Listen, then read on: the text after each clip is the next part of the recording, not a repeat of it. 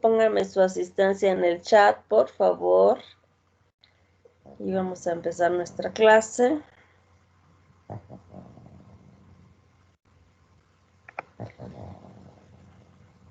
Bueno, la clase anterior hablamos de colesterol. Dijimos que era un esterol de 27 carbonos de origen animal. Que también teníamos esteroles de origen vegetal, fitoesteroles y fitoestanoles, que eran buenísimos para disminuir el colesterol en la dieta, en la sangre, y además para aumentar los niveles de estrógenos naturales en el cuerpo. Dijimos que era un alcohol anfipático, indispensable para la vida. Hablamos de sus fuentes, la dieta y la síntesis endógena, además del transporte reverso de colesterol, y sus procesos de eliminación, que incluían el transporte reverso de colesterol más la formación de ácidos biliares.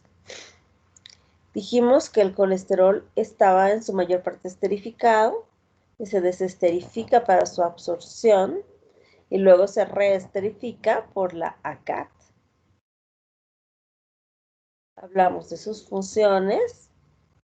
Dijimos que requeríamos aproximadamente 1 gramo de síntesis endógena de colesterol, aunque esto varía de acuerdo con la dieta. En la dieta comemos entre 25 y 500 miligramos de colesterol. Y se sintetiza este colesterol en prácticamente todas las células nucleares, con una absorción muy alta, gracias a un sistema de transporte ABC que permite la absorción y reabsorción del colesterol. Pero la absorción va a ser modificada de acuerdo a si comes fibra o no la comes. Y aquí está el ciclo de las lipoproteínas que ya hemos mencionado.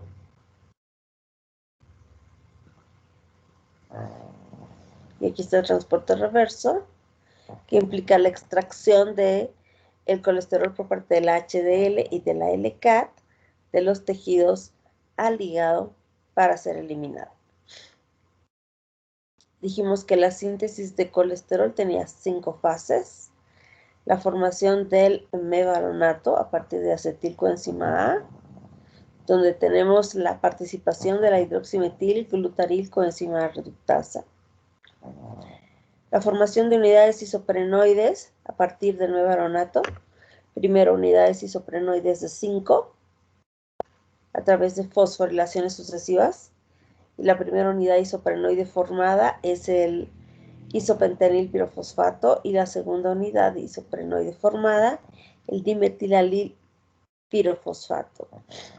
2 de estos, o sea, un dimetilalil y un isopentanil, se juntan y se forma el geranil, unidad isoprenoide de 10.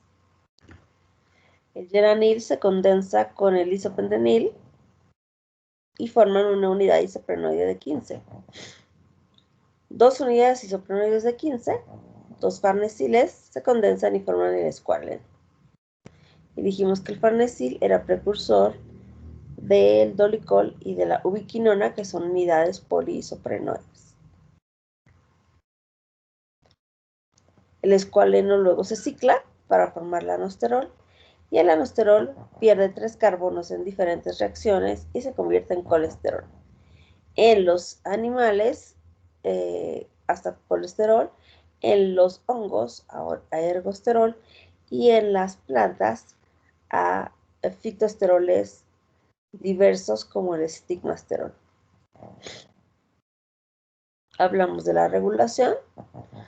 Dijimos que la síntesis de colesterol va a ser estimulada por la insulina, la desfosforilación y la disminución intracelular de colesterol, mientras que los factores que la inhiben serían el glucagón, el colesterol mismo, pero en grandes concentraciones intracelulares, la fosforilación y las estatinas, que son medicamentos que inhiben la síntesis del colesterol. La apoproteína LDL, la lipoproteína LDL, va a transportar el colesterol a los tejidos, y se va a captar gracias al receptor de la LDL, siempre y cuando dentro de la célula tengamos bajas concentraciones de colesterol. Cuando hay altas concentraciones de colesterol intracelular, lo que va a ocurrir es que este receptor se mantiene almacenado aquí, porque no se requiere más colesterol. Ahí están las diferentes posibilidades de medicamentos, algunas solamente. Y nos quedamos ahí.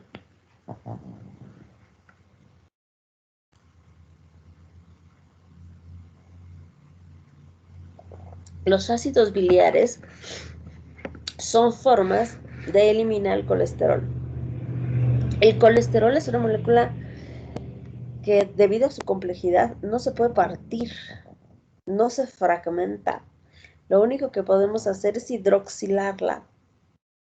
Le podemos acortar un poquito la cadena alquílica hidrocarbonada, de hecho lo hacemos, le sacamos 3 carbonos durante el proceso y nos va a quedar un compuesto de 24. Y este compuesto de 24 lo vamos a hidroxilando sucesivamente 2 o 3 hidroxilaciones y de ahí salen los ácidos biliares. Los ácidos biliares son compuestos de 24 carbonos que van a tener diferentes grados de hidroxilación. Pueden ser dihidroxilados o trihidroxilados. Y así se elimina. No se puede partir el anillo del ciclopentanoperidofenantreno, solo se hidroxila para volverlo más soluble y poder eliminarlo. Estos ácidos biliares van a formar parte de todos los elementos de la bilis, que va a tener agua, va a tener colesterol, va a tener un chincito de bilirrubinas, va a tener colesterol, colestanona y fosfolípidos. Todos estos elementos van a, en su conjunto, ayudar a la función de emulsificación de las grasas. Su objetivo es disminuir la tensión superficial de las grasas para poder mantener pequeñas vesículas de grasa separadas del resto, emulsificadas para poder absorberlas, para que las lipasas puedan actuar, degradar y favorecer la absorción. Si nosotros no tenemos esta función, entonces la grasa no se absorbe. Aquí está el colesterol, HDL, que está llevando al hígado gracias a la esterificación del colesterol por parte de la LCAT, el colesterol de los tejidos al hígado para ser eliminado. Las enzimas que tenemos que recordar que se encargan de las primeras hidroxilaciones van a ser, por un lado, la 7-alfa hidroxilasa, que es microsomal, y la 27-alfa hidroxilasa, que es mitocondrial. El otro nombre de estas enzimas es CYP. CYP significa citocromo P450, su familia y su número específico. Así que es el CYP7A1, es la alfa-1 hidroxilasa. Y la 27-alfa hidroxilasa es CYP27A1 mitocondrial. Esta enzima es mitocondrial y esta enzima es microsomal. Y son las que van a hidroxilar inicialmente el colesterol para poder ayudar a su solubilización y eliminación. Los fosfolípidos también son fundamentales en la solubilización para formar biselas. ¿Sí? ¿Qué significa microsomal? En el retículo endoplasmático, los microsomas producidos por el retículo endoplasmático. Ah, ya, gracias. Las sales biliares van a emulsificar las grasas y van a favorecer la absorción de los lípidos. Aquí está a lo que me refiero con emulsificación. Si alguno de ustedes cocina, seguramente habrá hecho alguna vez una vinagreta Y muchas veces en las vinagretas lo que tienes que hacer es emulsificar la vinagreta para que puedas distribuirla de manera homogénea en tu salsa o en tu ensalada. Entonces vas poniendo aceite de oliva y vas mezclando con lo que quieras ponerle, no sé, esto que será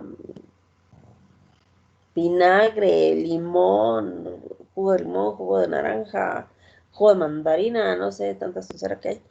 Entonces van emulsificando, algunos usan la licuadora, algunos usan la batidora y otros simplemente van mezclando. Mezclan. El objetivo de la mezcla es que valga la redundancia, mezclen las partículas lipídicas con las que son polares. Y la mezcla va a permitir de manera temporal esta mezcla, esta emulsificación de la fase líquida polar con la fase lipídica o no polar. Si tú dejas luego esta emulsificación sin mezclar un rato en tu vasito, va nuevamente a separarse en dos fases, la fase líquida y la fase grasa. En nuestro cuerpecito lo que vamos a hacer es, gracias a los movimientos intestinales y del estómago, vamos a mezclar las grasas. Vamos a estar haciendo nuestra pequeña mezcla, como si fuera batidora, de todos los elementos que hay en la comida. Cuando pasa inmediatamente al duodeno, aparecen las sales biliares, y lo que hacen las sales biliares es meterse entre cada una de las vesículas, como ven aquí, y recubrirlas, para que me quede una pequeña micelita, una pequeña vesiculita de grasa. Y al lado de ella hay otra vesiculita, y al lado otra, y al lado otra, y al lado otra, pero no se pueden juntar porque estas sales biliares funcionan como emulsificante y evitan que se vuelvan a fusionar. Así que evita que exista una enorme vacuola de grasa y que solo haya muchas pequeñas micelas. Estas pequeñas micelas permiten la actividad de las lipasas pancreáticas y la degradación de los lípidos. En cambio, cuando yo no tengo la función de emulsificación, lo que va a ocurrir es que los lípidos todos se van a separar del resto de los elementos y eventualmente se juntan y forman una enorme vesícula de grasa que no se puede degradar porque es tan grande que quizá la lipasa actúa por encimita, pero todos los lípidos que están en el interior, que son muchos, no pueden ser alcanzados por la acción enzimática. Así que las grasas se van directamente a las heces, causando un fenómeno semiológico que se llama esteatorrea. La esteatorrea es la evacuación de heces con grasa. Mucha grasa. Y hay muchos medicamentos como el Genical o Listat que se encargan de eso, de evitar la emulsificación de las grasas y favorecer que la grasa del cuerpo, de lo que te has comido, sea eliminado y no se absorba.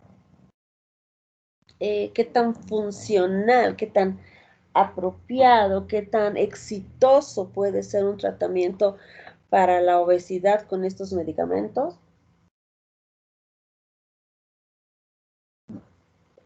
Evidentemente, pues no es gran cosa lo que hacen.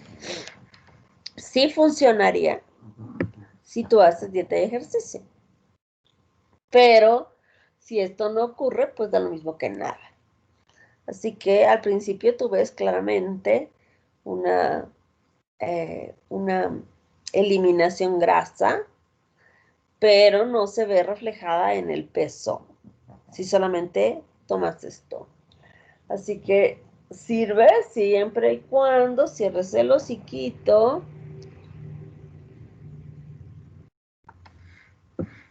y actives un poco tu metabolismo haciendo ejercicio.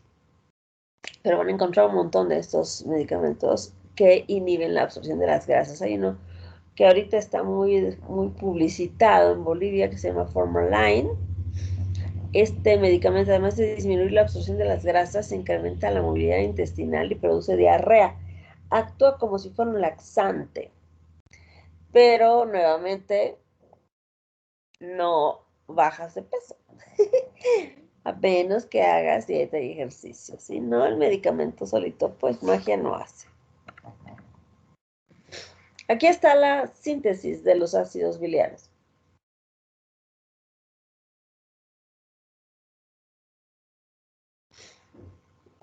Fíjense cómo tengo el colesterol.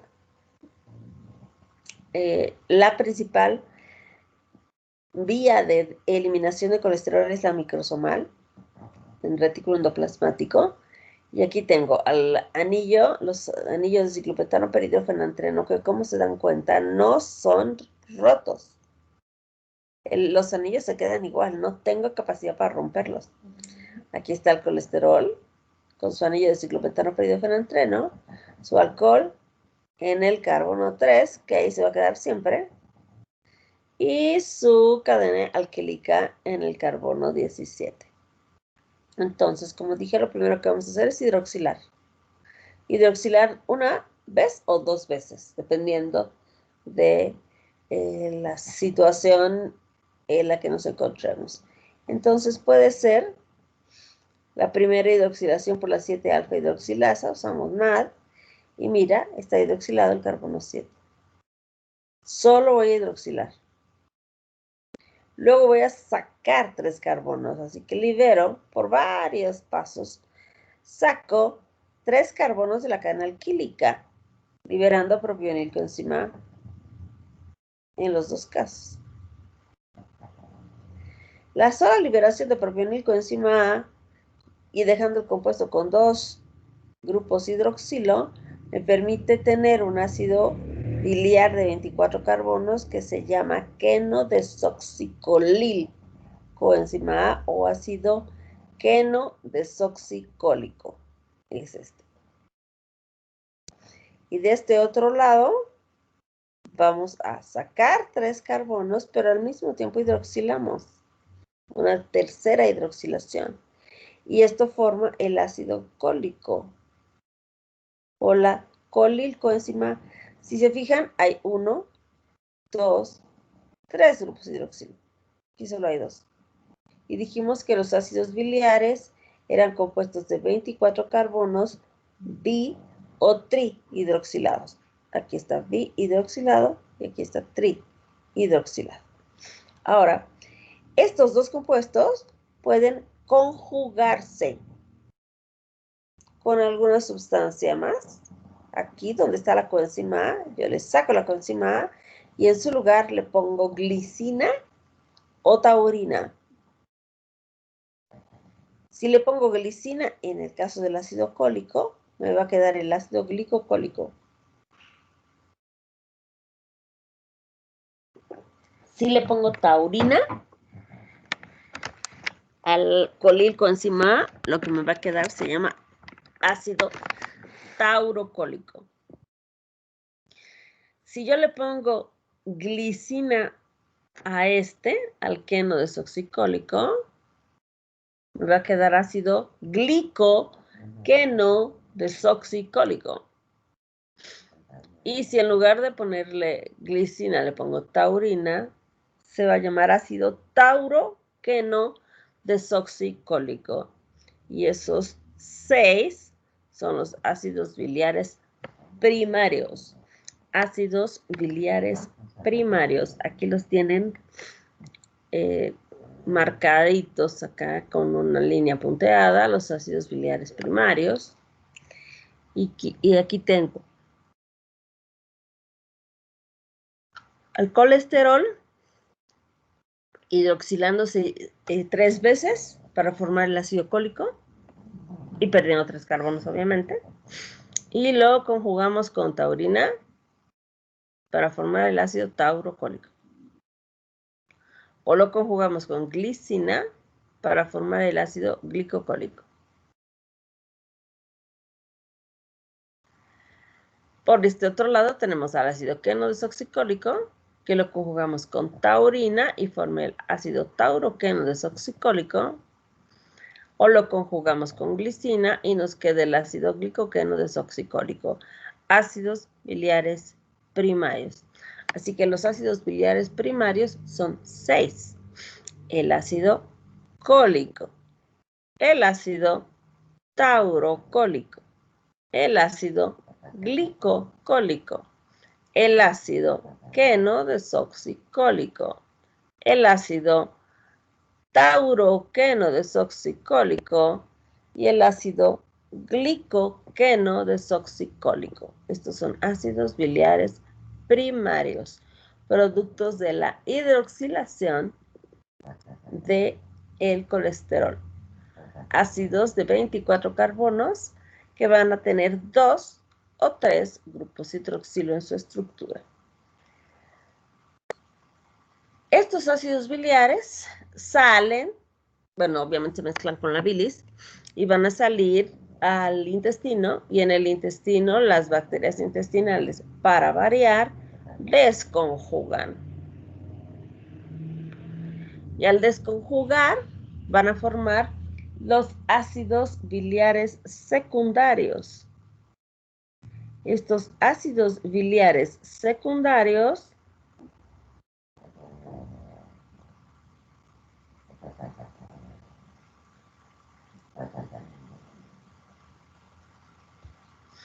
son el ácido desoxicólico y el ácido litocólico, ácidos biliares secundarios.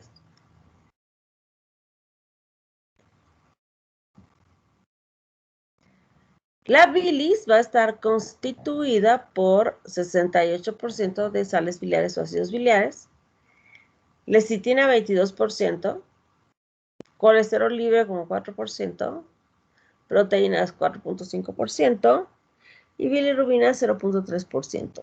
Más o menos, los porcentajes, como les he dicho muchas veces, varían de acuerdo a los autores, pero es más o menos lo mismo. Las bilirrubinas son apenas un touch, un pequeño toquecito para dar color, como si fuera esos colorantes artificiales para los pasteles. Y le pones apenas un toquecito rosa y ya se pone todo intenso. Así es la bilirrubina, es un touch para que se ponga verde la bilis. Y todos estos en conjunto ayudan a la solubilidad del colesterol que está en la bilis. Si este colesterol no se solubiliza de manera apropiada, entonces lo que puede ocurrir es la formación de una piedra en la vesícula biliar. Si el colesterol no se solubiliza de manera apropiada en las arterias, si el colesterol se va acumulando, porque la LDL es un desastre y me refiero a un desastre porque se oxida, se glicosila, se mete en la capa endotelial de las arterias y genera aterosclerosis. Cuando tenemos entonces hipercolesterolemia, que es cuando manejamos valores de colesterol por arriba de 200, con LDL por arriba de 140, 150, 160, entonces vamos a desarrollar aterosclerosis. La aterosclerosis va a llevar a su vez al paciente a una cardiopatía isquémica o una enfermedad cerebrovascular. Si recuerdan, la cardiopatía isquémica incluye infarto y angina. Y la angina tiene muchas presentaciones diferentes. Tenemos angina estable, angina inestable, angina de Prince-Beta. Hay un montón de anginas que me imagino han visto un poquito en fisiología. Para que la aterosclerosis ocurra, lo primero que necesito es, además de mucho colesterol en sangre, necesito una lesión endotelial previa. La lesión endotelial es algo que ocurre de manera permanente, porque si piensan ustedes en el flujo laminar, imagínense que son un eritrocito y que están siendo lanzados con fuerza desde el corazón hasta la circulación. Y como son un eritrocito, no tienen ojos, ni patitas, ni manitas para poder controlar por dónde van. Entonces salen con gran presión y se estrellan con las paredes arteriales. En especial se van a estrellar contra las bifurcaciones de las arterias o los coditos de las arterias. En las bifurcaciones son los codos de las arterias que manejan presión, se va produciendo la lesión endotelial porque van chocando miles y miles de eritrocitos. Chocan y lesionan. Además, si tienes una vida sedentaria y eres tabáquico, fumas, pues hay más lesión endotelial, lo que favorece la aterosclerosis. Luego de la lesión endotelial, vamos a tener la peroxidación de nuestros lípidos, de nuestro LDL.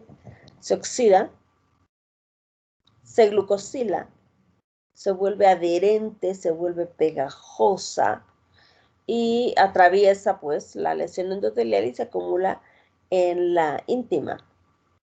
Y el macrófago anda por ahí paseando y se encuentra con una molécula desagradable, glucosilada, oxidada, y pues él almuerza. Pero como el macrófago no trabaja solo jamás, el macrófago come inicialmente, pero invita al resto de sus amigotes a que participen del banquete. Entonces, a través de señales químicas atrae muchas células generando inflamación. Y los macrófagos que llegan ahí, pues lo que hacen es comen y se convierten en células espumosas. Siguen liberando citocinas y siguen manteniendo una respuesta inflamatoria.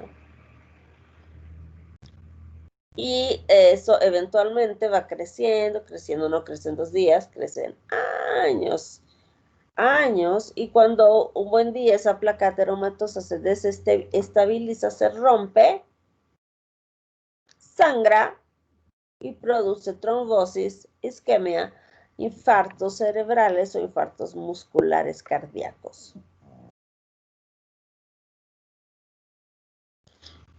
Entonces aquí está, mira, tenemos nuestro endotelio que se lesiona normalmente porque así ocurre. Y las LDL pues andan por aquí, oxidaditas, gracias a los radicales libres de oxígeno. Y aquí adentro son identificadas por los macrófagos, y los macrófagos se las almuerzan. Comen y eventualmente se convierten en una célula espumosa. Pero como ya dije, no es una, sino son muchas células espumosas que se van a ir acumulando. Pero como parte del proceso inflamatorio también tenemos la reparación. Así que inicialmente llamo células, pero luego empiezo a reparar. Y voy a reparar estimulando la producción de fibroblastos, de colágena y de músculo liso. Así que esto se va recubriendo, engrosando, pero sigue creciendo. Crece hasta que eventualmente produce un infarto. Estas estrías grasas inicialmente son las que van a observar ustedes en niños, en pequeñitos, gorditos, de 8 o 9 años, vas a encontrar estrías grasas, es decir, la formación incipiente ya de un ateroma. Y conforme va creciendo, pues va creciendo también su ateroma, siempre y cuando continúe con un estilo de vida poco saludable y con una dieta también poco saludable. Entonces el monocito viene por aquí, se activa, se convierte en macrófago, se come a las LDL, que las considera extrañas porque están oxidadas y glicosiladas, y estas LDL entran aquí porque estaban con una lesión endotelial. Así que todo empieza con una lesión endotelial, como han visto en Pato. Así que entra por aquí, se empieza a acumular acá, los macrófagos evitan que este, entre comillas, extraño continúe ahí y se los comen. Comen y empiezan a formar las células espumosas y las estrías grasas. Esto es un proceso inflamatorio. Si continúa, pues puede convertirse en un bruto ateroma.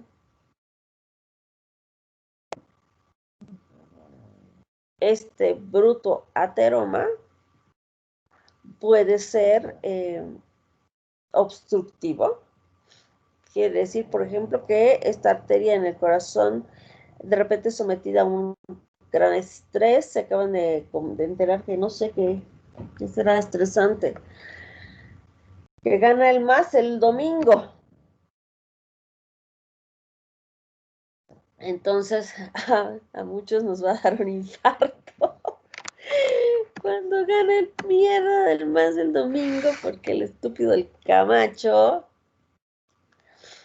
está haciendo barbaridades, pero bueno, que gane el MAS podría ser estresante para algunas personas, ¿sí? No decía que no quiero renegar. No tan temprano. No tan temprano, bueno, entonces. Pues, Entonces, podíamos pensar que le dan al señor la noticia de que la chica soltera está embarazada, aunque eso ya no es hasta estresante, creo. Entonces, ¿qué será bueno? Que tú eres un agente de bolsa Wall Street y las acciones que estás manejando se van al diablo y ahí se infartan. Eso es súper frecuente. O sea, si no se infarta, le dan una crisis de angina. Y la crisis de angina consiste en que este vaso se cierra por vasoconstricción debido a las hormonas como el adrenalina. Entonces, esto se cierra y no hay flujo laminar. Entonces, hay un periodo cortito de isquemia miocárdica. Cuando este vaso se relaja, se abre, la circulación se retoma. Entonces no hubo necrosis, ese es un cuadro de angina. Una obstrucción temporal, porque se cerraron los vasos y luego vuelve a su tamaño normal y la circulación se retoma, manteniendo el músculo dentro de buenas condiciones funcionales. Así que eso es una angina. Las crisis de angina habitualmente duran menos de 30 minutos. Es un dolor igualito al dolor del infarto, pero no es un dolor prolongado. Dura menos de 30 minutos y chachao, se pasa. No requiere más nada. Es lo que la gente conoce como un preinfarto. Es lo que, ay, le dio un preinfarto. Ay, el preinfarto es esto. Ese es un dolorcito torácico, un dolorcito en la zona del precordio, un dolor intenso, opresivo, con sensación de muerte inminente. El paciente dice que siente como si alguien se le estuviera parando encima, así de la opresión, y evidentemente tiene dificultad para respirar. Pero eso se pasa si es angina. Si es infarto, el dolor puede durar más de media hora, obviamente, pero llegan al hospital a veces 6 horas después, 7, 8 horas después de desarrollar el infarto. ¿Por qué razón? Porque también se confunde con otras cosas. Se puede confundir, por ejemplo, con una gastritis. Se puede confundir con una crisis de ansiedad. Se puede confundir con un problema de indigestión. O el dolor empieza suave, suave, suave, solo palpitaciones y de repente tienes un infarto. Así que la sintomatología puede ser muy diversa, no es la típica que vemos en las películas. Así que es clave mantener nuestro nivel de colesterol bajo, mantener nuestra presión arterial bien controlada para evitar la lesión y hacer ejercicio para ayudarnos a estabilizar nuestro metabolismo. Aquí ven arterias también de la cabeza que también hacen ateromas y que también se inflaman y que también pueden desestabilizarse y sangrar o liberar un pedazo de placa. En realidad es un trombo habitualmente por la inestabilidad de la placa y eso hace que tú tengas un problema en el coquito. Entonces, si tienes buena suerte, el problemita será pequeñito, en algún área no muy importante. Si tienes mala suerte, el problema será una obstrucción en un área importante, con una necrosis celular muy importante y con fallas o secuelas neurológicas muy severas. Así que bueno, ya dependerá de tu suerte, ¿no? Y en otras, pues se puede morir el paciente, tanto en el infarto del cerebro como en el infarto agudo al miocardio. En este caso, pues es fácil hacer el tratamiento, haces una coronariografía inmediatamente y haces una angioplastía. Metes el catéter y abres aquí, pones un stent y listo.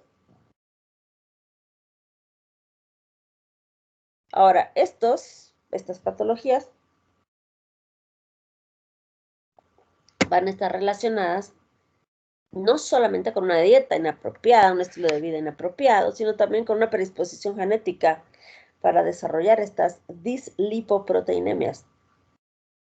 La dislipoproteinemia es esta alteración en el metabolismo de las lipoproteínas. Entonces tenemos las hipolipoproteinemias primero y después tenemos las hiperlipoproteinemias. Las hipolipoproteinemias tenemos la deficiencia de la A-beta lipoproteína. Entonces no tengo formación apropiada de kilomicrones, de VLDL, de LDL y vamos a tener problemas con la ApoB, que no hay suficiente ApoB. Esta es una enfermedad muy rara donde vamos a tener acúmulo de triglicéridos, síndrome de mala absorción intestinal y muerte temprana, porque no hay una apropiada movilización de los lípidos. Se van a morir tempranamente. Si se diagnostica, le damos vitaminas y probablemente con eso pueda mejorar de manera temprana, pero hay que hacer el diagnóstico, si no los chiquitos se van a morir.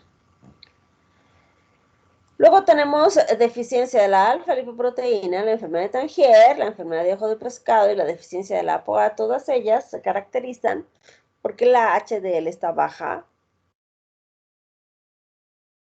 está bajita o no hay.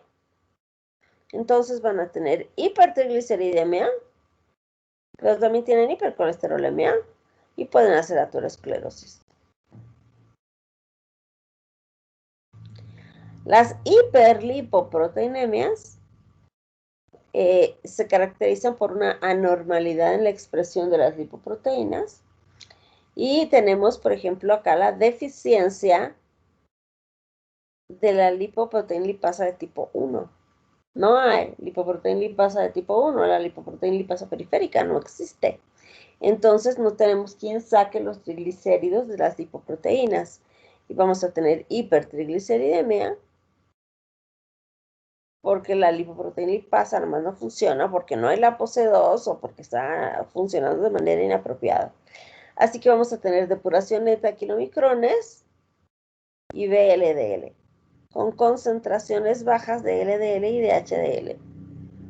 Como tenemos baja la LDL, el riesgo de desarrollar cardiopatía isquémica es bajo, pero van a tener aumento de triglicéridos, lo que permite el incremento en el riesgo de desarrollar pancreatitis. La hipercolesterolemia familiar de tipo 2A, tenemos dos variedades más, pero solo en el Harper mencionan esta. Son problemas de los receptores de LDL.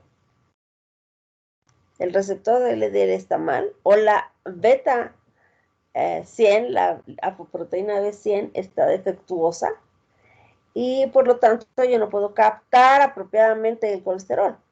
Entonces la LDL se queda en sangre, su paciente es hipercolesterolemia y tienen aterosclerosis y cardiopatía isquémica rápidamente, enfermedad coronaria tempranamente.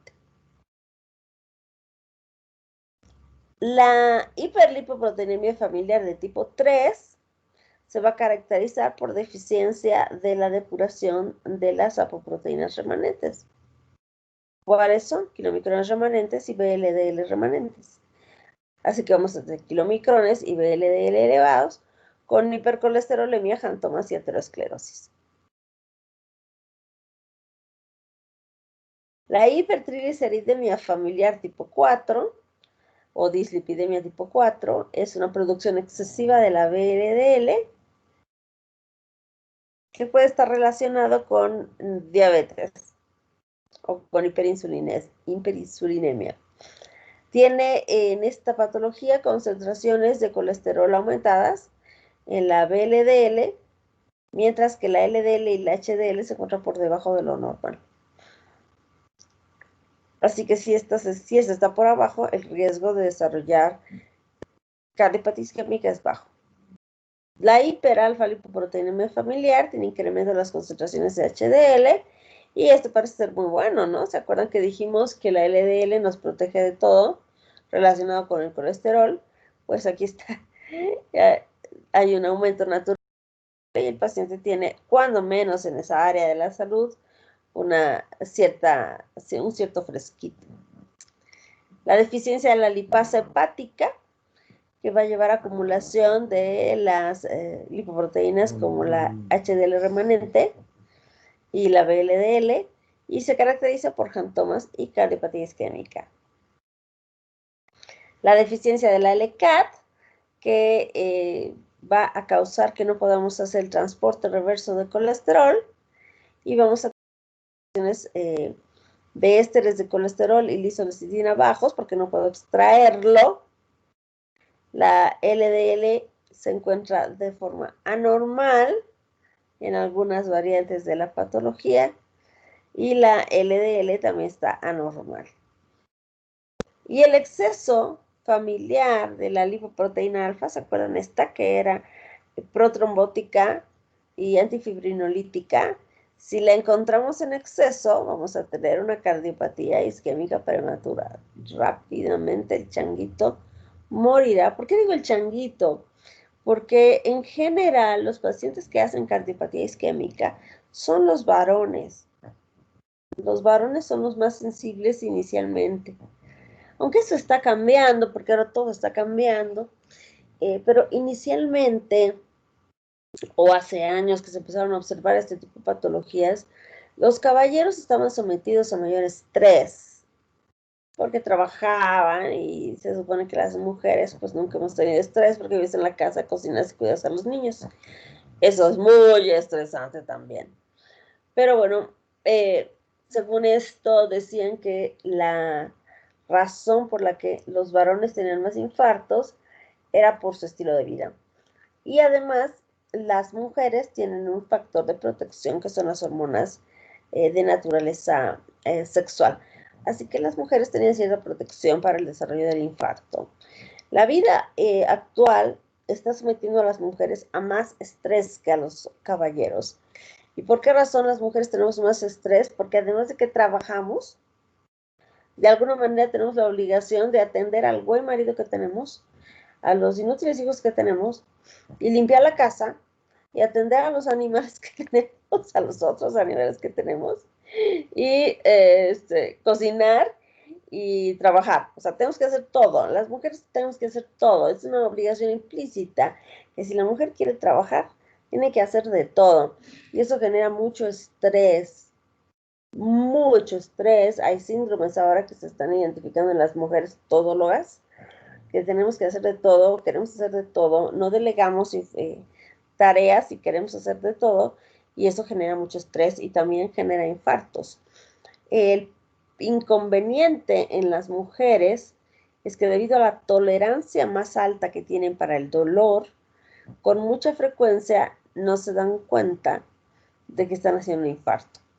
Aunque ustedes dirán que sus mamás son unas ridículas exageradas y que hacen pachos de todo y que les está dando el infarto y están haciendo drama de cualquier cosa, la realidad es que cuando tienen un infarto con mucha frecuencia no tienen una sensación clara y se complican de forma posterior por la pura naturaleza femenina, complicadas hasta para el infarto.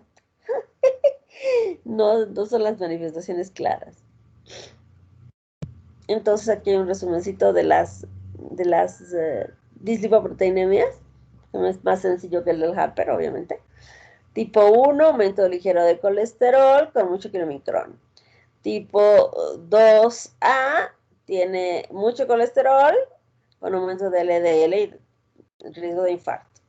2B, aumento de colesterol, aumento de triglicéridos y riesgo de infarto. La 3, tenemos aumento del colesterol, aumento de los triglicéridos, riesgo de infarto. En la 4 tenemos ligero aumento de colesterol, nada llamativo, mucho triglicérido, la BLDL está aumentada, no hay riesgo de infarto, pero sí de pancreatitis. Y la quinta tiene muchas kilomicrones, con mucho triglicérido, y también el riesgo es de pancreatitis. Ahora tenemos las piedras en la vesícula biliar. Las piedras en la vesícula biliar son súper frecuentes y si se fijan, todo te da piedras, todo. Hay miles de factores de riesgos, miles. El uso de anticonceptivos, el hecho de ser mujer, el hecho de haberte embarazado, estar gorda, en fin, todo favorece el desarrollo de piedras. Puede ser una piedrilla o pueden ser muchas piedrillas y esto se debe a una alteración en la solubilidad del colesterol en la bilis, lo que hace que se formen muchas piedrecitas o una sola piedra. Si esta piedra estuviera ahí, no pasa nada. O sea, si se quedara ahí tranquila, sin hacer ningún problema, ningún movimiento ni nada, pues no pasa nada. Pero si de repente esta piedra se quiere venir aquí, quiere salir, quiere conocer el mundo, está cansada de estar encerrada, entonces cuando quiere salir genera obstrucción. Y esta obstrucción hace que esta vesícula empiece a contraerse, contraerse, contraerse, de manera cada vez más fuerte para eliminar la piedra, y eso produce el cólico típico biliar, la ictericia de las pacientes con una piedra atorada ahí en el coledo, con el cístico, o en la vía de entrada de la vesícula, y requiere a veces cirugía. En otras ocasiones no, si son pequeñitas se puede hacer litotripsia, que es la degradación de las piedritas y se van eliminando de manera natural. Pero en general, debido al tamaño, porque son muy grandes, hay que operar. Las complicaciones de la colecistitis son infinitas, ¿no? Porque la sintomatología puede ser muy rara y la sintomatología se pone rara porque la gente toma analgésico. Cuando tomas analgésicos, se enmascara el cuadro. El término de enmascaramiento del cuadro es muy habitual. El paciente toma analgésicos, se le quita el dolor, pero el problema sigue ahí, está la piedra. Solo tú no sientes que está. Y de repente te da un poco de fiebre y dices, ay, voy a tomar antibiótico. Le tomas antibiótico. Analgésico con antibiótico altera por completo la evolución natural de la enfermedad. Y cuando ya llegas al hospital fatal, tu cuadro es una peritonitis porque se perforó. Porque tú, por tu culpa, tomaste analgésicos y antibióticos.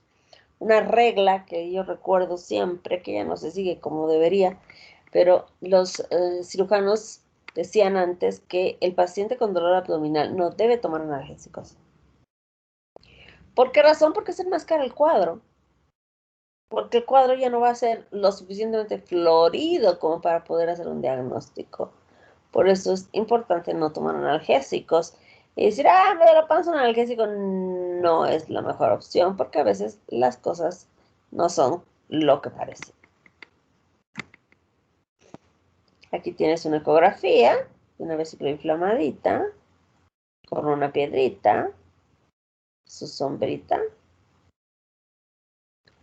y una vesícula asquerosa, llena de tejido asqueroso. Esta vesícula se infectó, se rompió y, ahí está la, biopsia.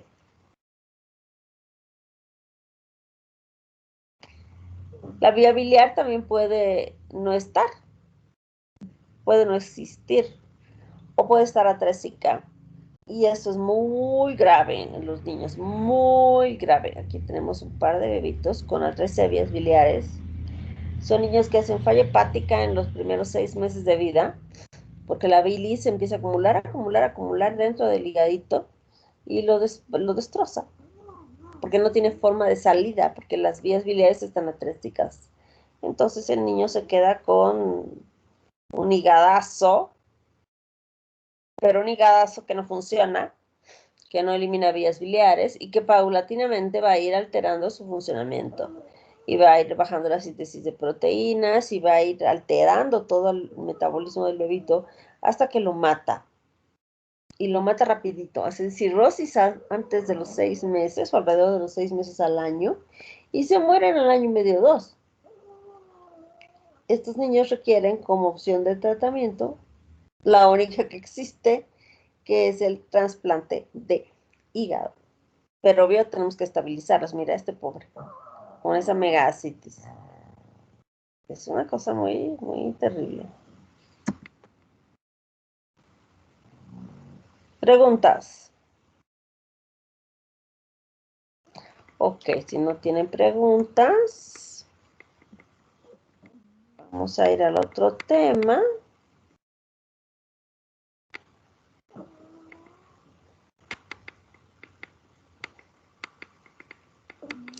Les voy a dar unos minutitos para que respiren, se estiren, los que me estén haciendo caso, claro está.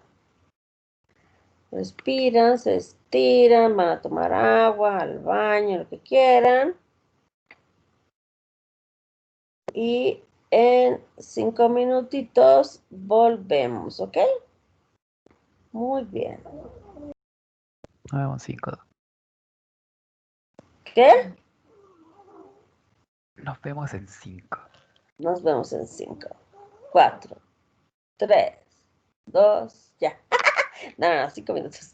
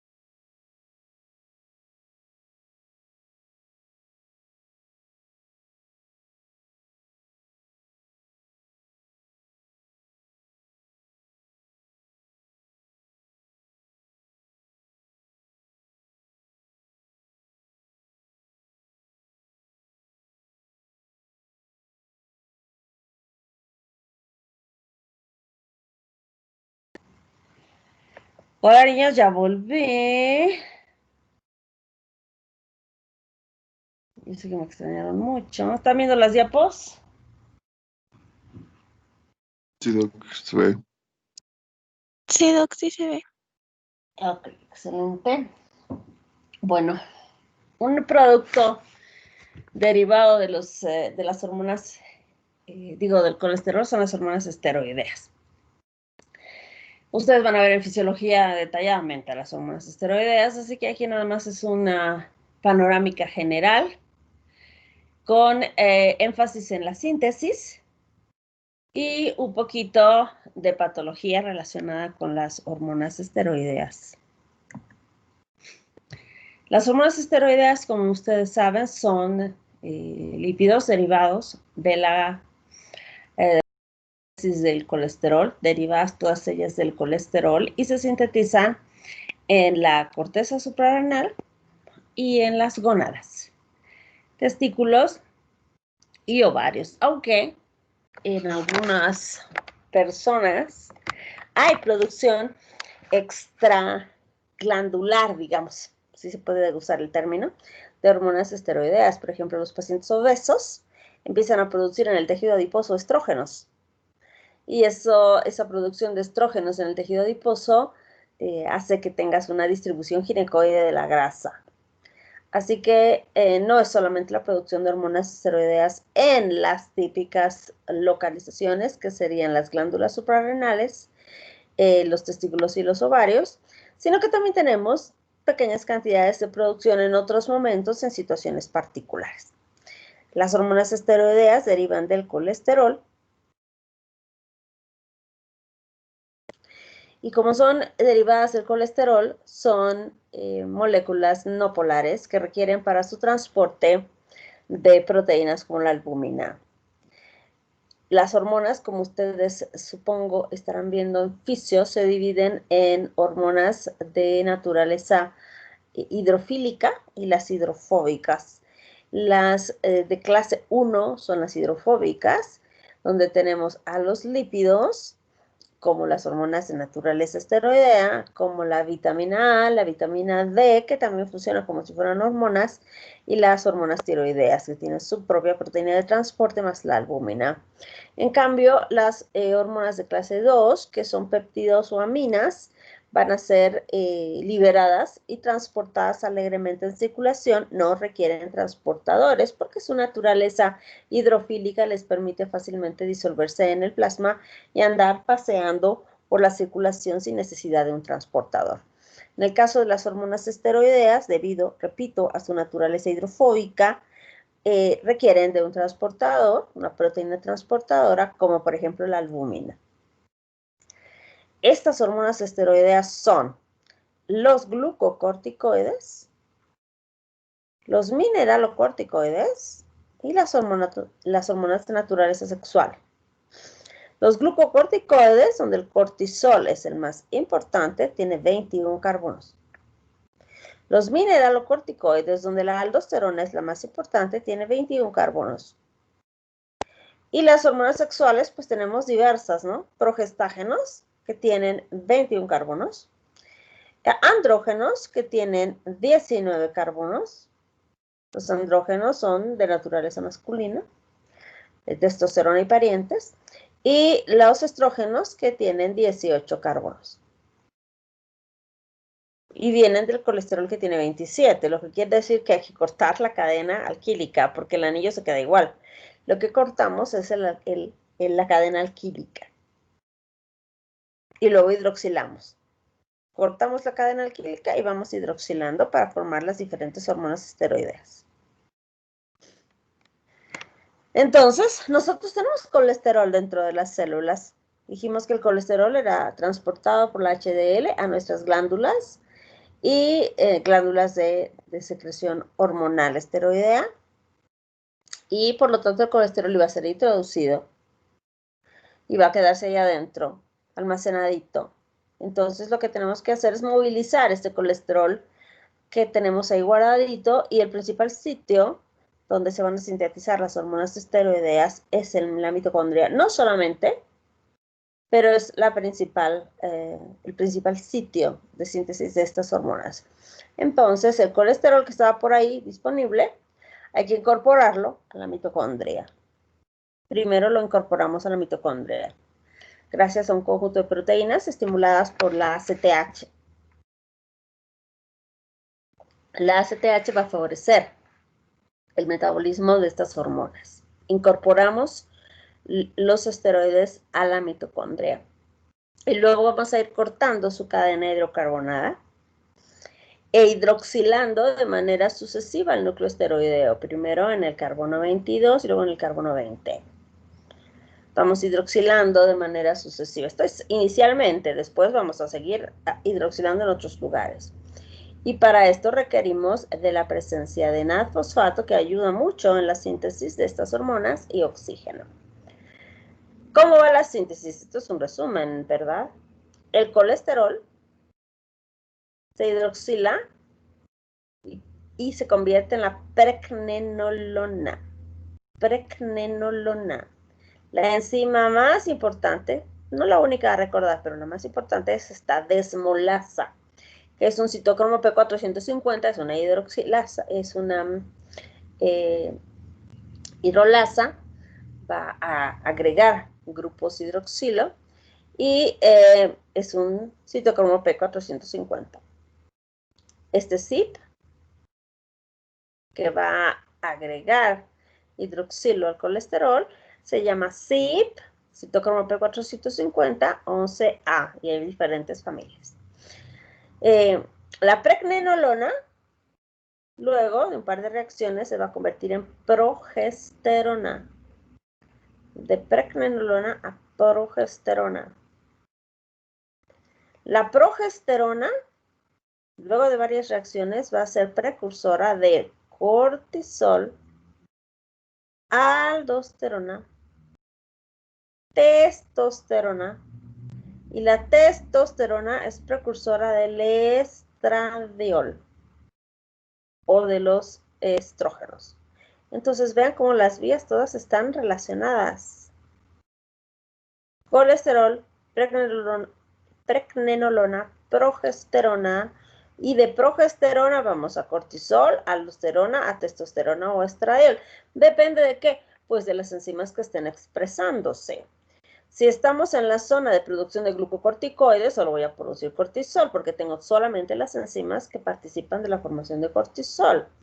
Si estoy en la zona de producción de mineralocorticoides, pues solamente voy a producir mineralocorticoides. Si estoy en la zona de andrógenos, me voy a quedar acá en la testosterona. Si estoy en la célula de Leydig, pues me voy a quedar en testosterona.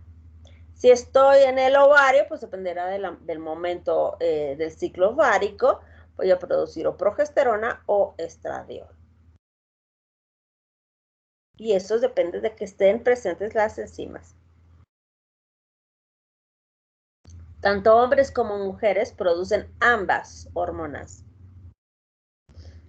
tanto las femeninas como las masculinas, pero ya dependerá de la influencia qué hormona produces más, cuál hormona se sintetiza en mayor cantidad. Y tú también puedes influenciar a través de hormonas externas, pues controlar la expresión de diferentes hormonas. Entonces, en el proceso de incorporación mitocondrial, lo que vamos a hacer es activar, gracias a la ACTH, a una proteína reguladora de esteroidogénesis aguda, que es esta. Proteína reguladora de esteroidogénesis aguda, esta.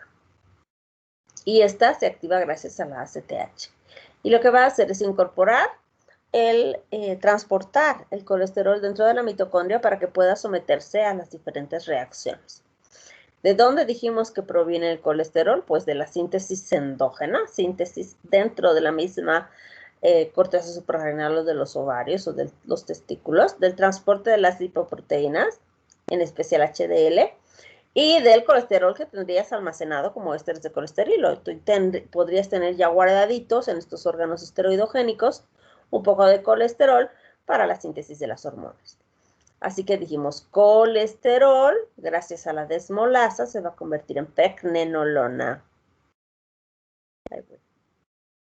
Y de la pregnenolona nos vamos a progesterona. De aquí es una oxidación e isomerización. Aquí se ve mejor.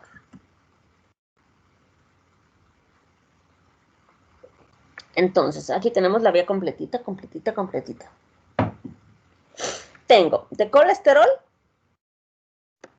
por varias reacciones donde pierdo carbonos e hidroxilo. Vamos a pregnenolona.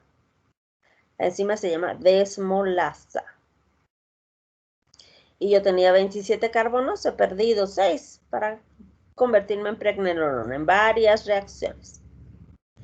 Ahora, la pregnenolona va a ser sometida a la actividad de la 3-beta-hidroxiesteroide deshidrogenasa. 3-beta-hidroxiesteroide deshidrogenasa. Es una enzima que va a oxidar a la pregnenolona para convertirla en progesterona. Y ya tengo progesterona.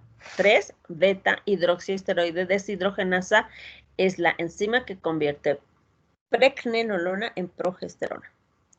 Ahora, la progesterona puede seguir varias rutas distintas dependiendo del sitio en el que nos encontremos.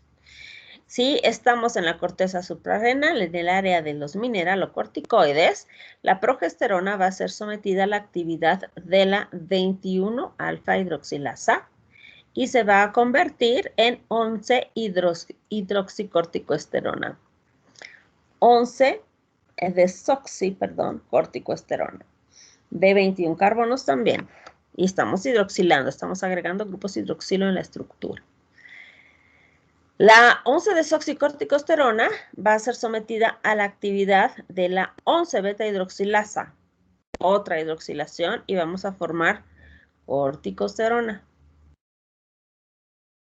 Y la corticosterona se somete a la actividad de la 18-alfa-hidroxilasa, que también se llama aldosterona sintasa y que también es un citocromo P450, y formamos la aldosterona. Esto en la zona de producción de mineralocorticoides. Ahora, si yo estoy en otro lado, entonces la progesterona va a ser sometida a otra hidroxilación por la 17-alfa-hidroxilasa. Y vamos a producir la 17-alfa-hidroxiprogesterona.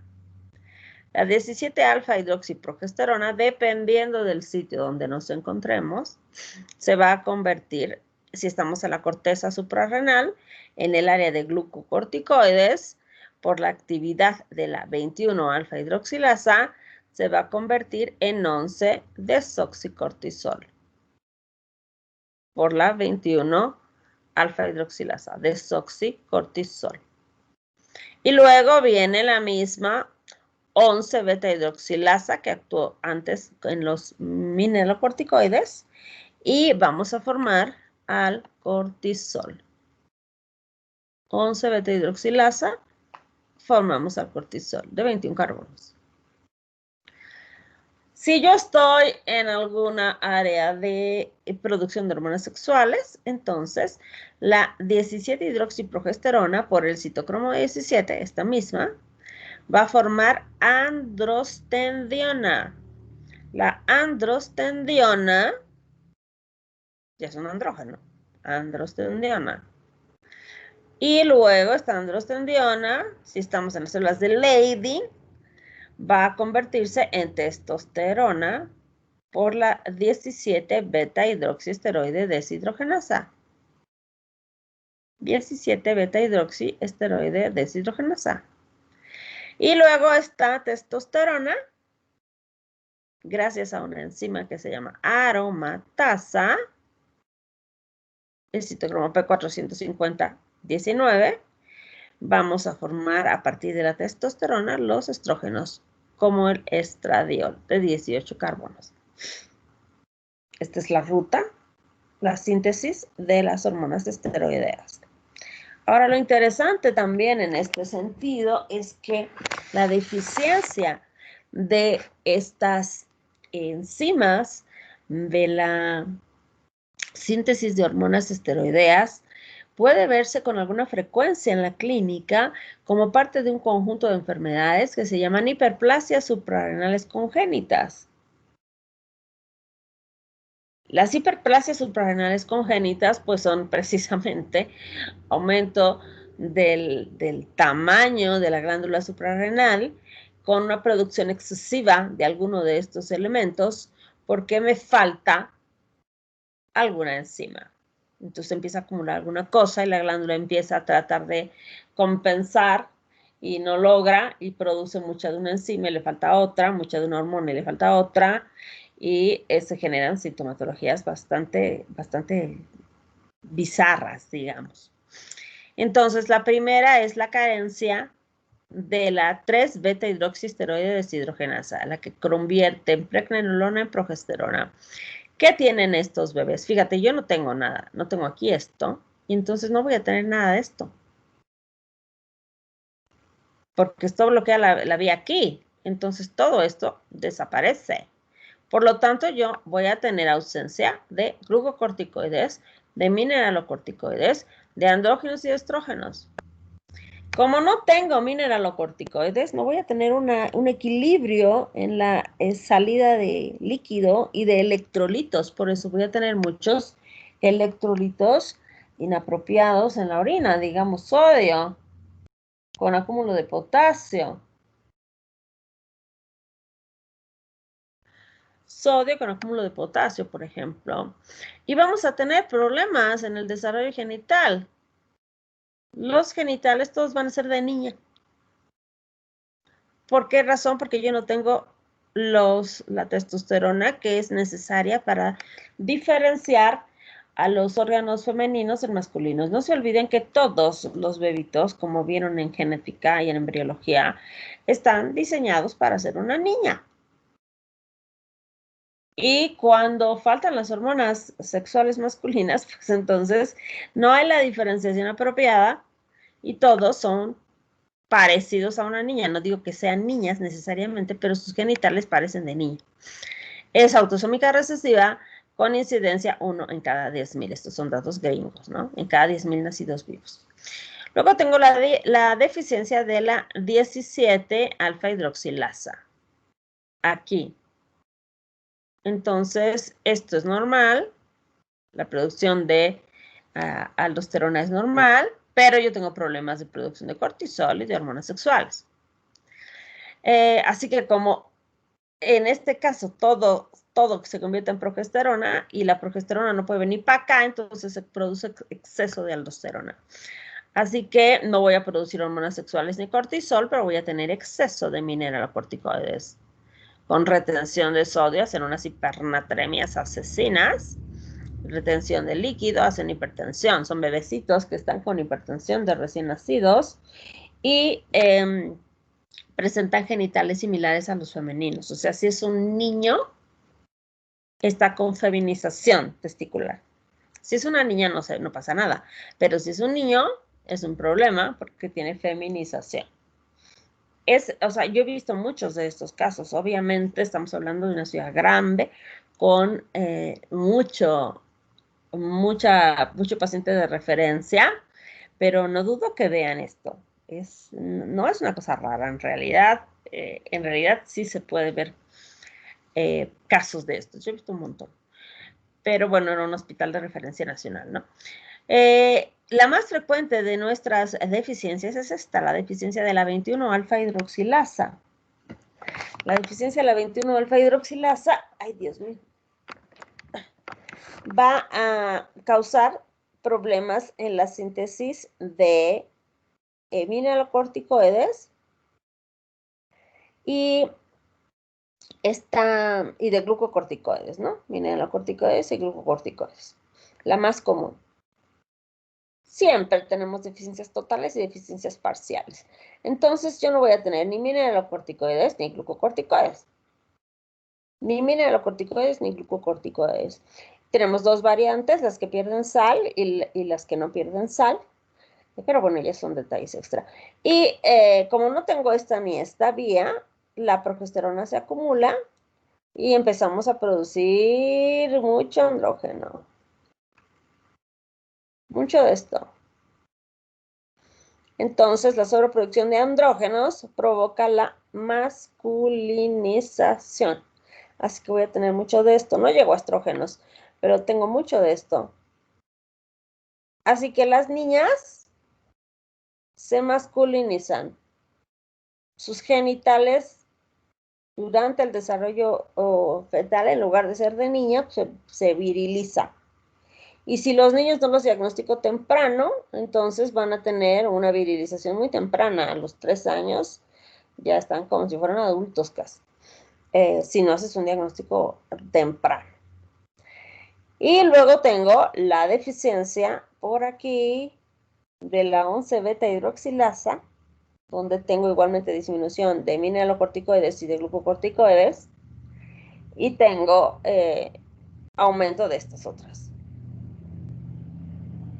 Entonces tengo producción de desoxicorticosterona, que nos va a causar aumento de líquidos, alteraciones en los electrolitos, vamos a tener problemas del manejo de la presión, por manejo de líquidos inapropiado, van a tener hipertensión, perdón, por el manejo de líquidos inapropiado, por falta de la aldosterona, y luego vamos a tener también acúmulo de estas dos hormonitas y vamos a tener igualmente virilización, muy parecido a esto, virilización.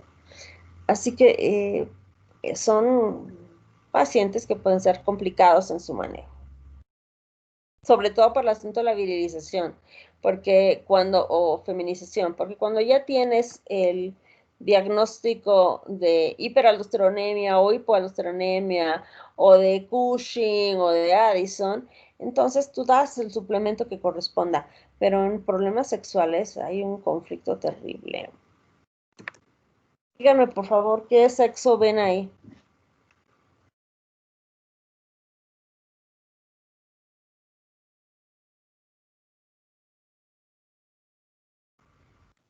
¿Femenino?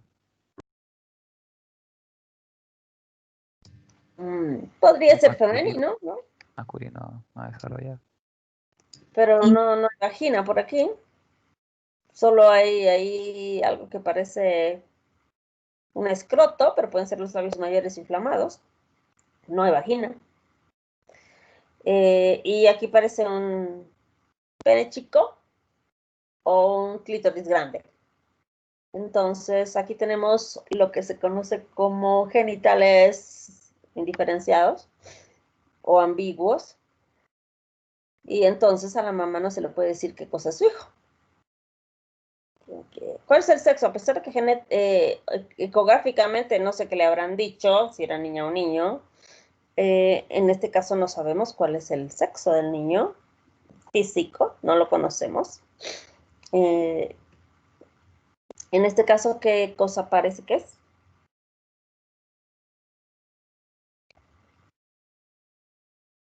Niño. Parece que tiene la bolsa escrotal completa y lo que sería la cabecita del pene solamente.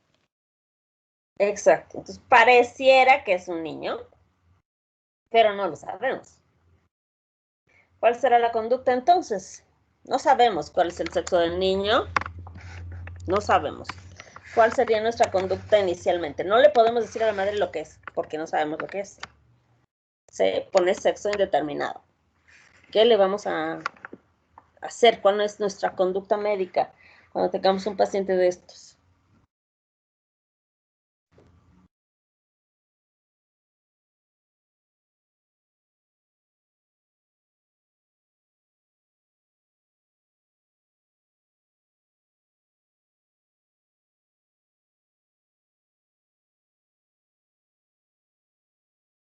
Tendríamos que hacer exámenes para confirmar. Exámenes.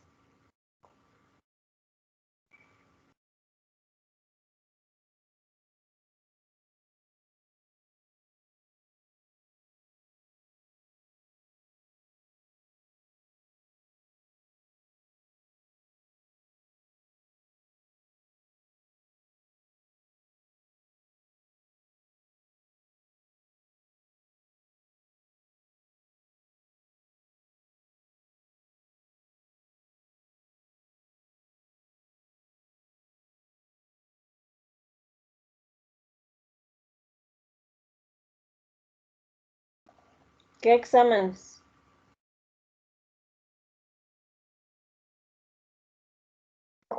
Con respecto a su ADN, saber si es XX o es XY.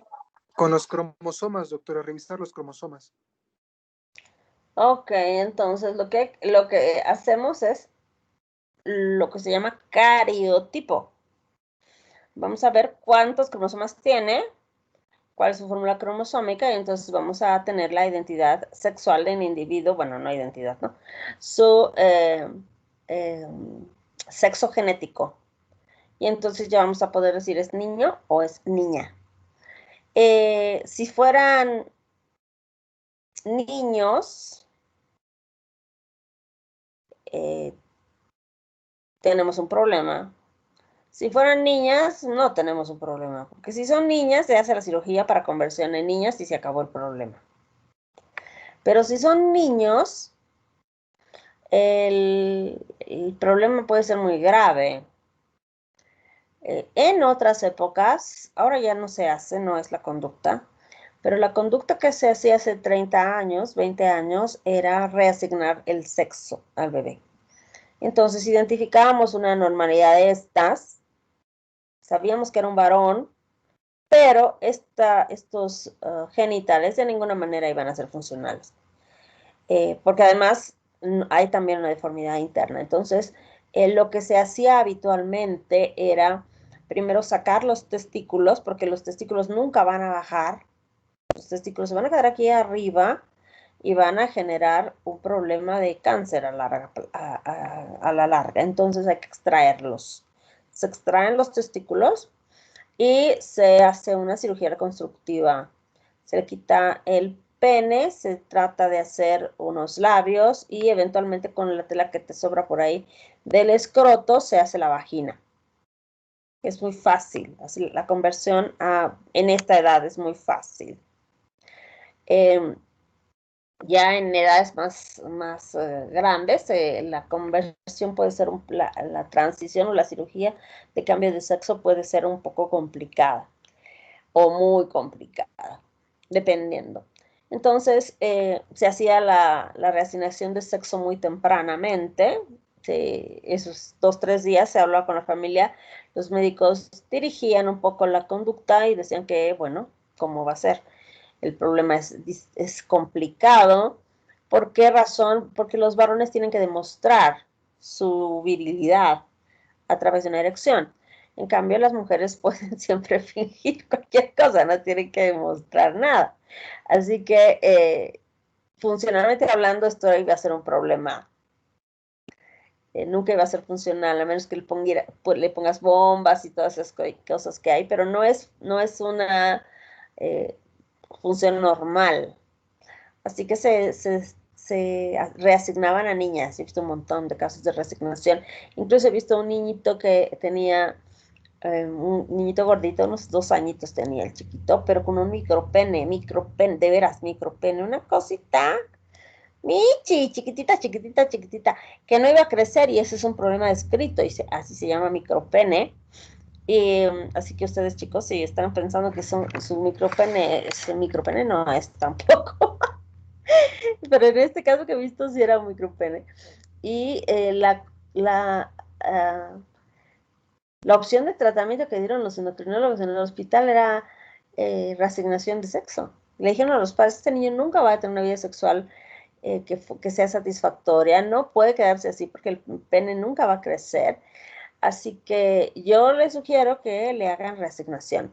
Y al chiquito se le hizo reasignación a los 2 años. Reasignación, así que lo operaron, lo convirtieron en niña y todo el argot de construcción social de la sexualidad del niño, pues fue a niña, porque todo es una construcción social. Entonces le empezaste a vestir de rosita, a comprarle sus muñequitas Barbie y a decirle que le tenía que gustar el Ken. Y listo, que ella tenía que jugar con muñecas, aprender a cocinar y le tenían que gustar los niños. Eso es una construcción social. La identidad de género es una construcción social. Y si no te identificas bien con uno de los padres, pues entonces ahí vienen las crisis de identidad sexual y dicen, no, yo no quiero ser como ella, yo quiero ser como ella, entonces yo quiero ser niña.